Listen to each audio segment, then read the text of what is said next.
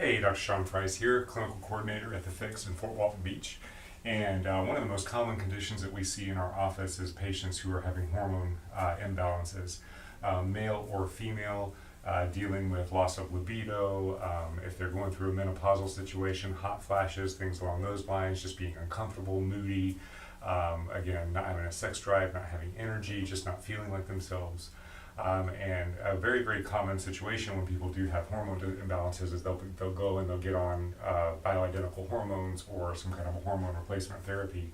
And a lot of times that may be necessary in the short term, but in the long term, it's better to get to the cause. So what are the causes of hormone imbalances? And one of the most common causes that I see in my clinical practice, and again, we treat hundreds and hundreds of patients who come in with hormone imbalances and we successfully help them recover from those imbalances, is stress. The number one cause that I see clinically is stress issues. Now, obviously, if you've had a hysterectomy or something along those lines, then there can be a physical cause for the imbalance, but your body can actually recover from those as well because your adrenal function can help make up for that factor.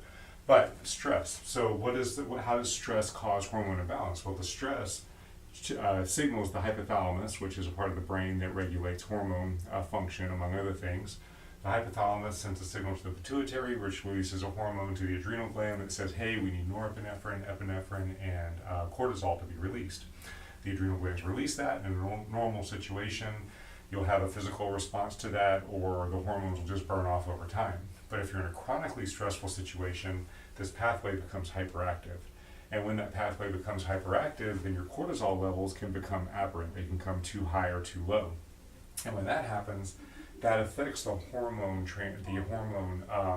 generation pathway. So basically, cholesterol, another thing that can cause low hormones is low cholesterol. If you're on cholesterol medication and your cholesterol is lowered too low, that can cause hormone imbalances as well. But let's say you do have enough cholesterol. Cholesterol converts into pregnenolone, which then moves forward to convert into cortisol, progesterone, DHEA, estrogen, and testosterone.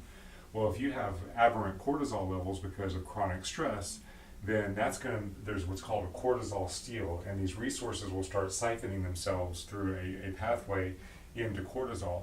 And what will happen is your progesterone, your DHEA, your testosterone, and your estrogen, those will all end up going out of balance. So then you have hormone imbalances, you start taking other hormones, bioidentical or whatever other process of that, and to try to recreate that balance, but then you start messing with the whole pathway and your natural processes start to go awry.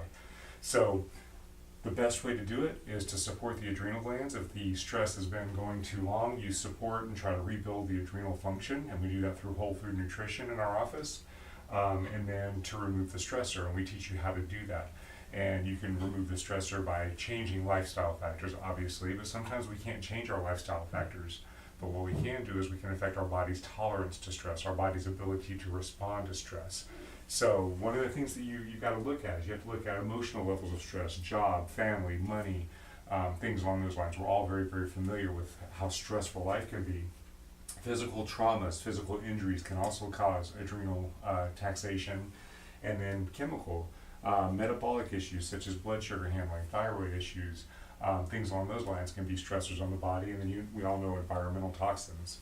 So the best thing to do for stress is, number one, try to change the lifestyle factors that you can, and then number two, build your body up in a way that it can handle the stresses that you can't change, but the body can process it. You know, there are people out there that handle a lot more stress than you do, and they handle it a lot better if you're having adrenal issues or if you're having hormone issues. And what you can do is you can get your body into a state of health and a state of high level of function so that it can handle stress when it comes on, and it doesn't shut your body down, it doesn't cause hormones to go out of balance, and your body handles it in a normal process. All right, hope that makes sense. If you have any questions, please feel free to post below.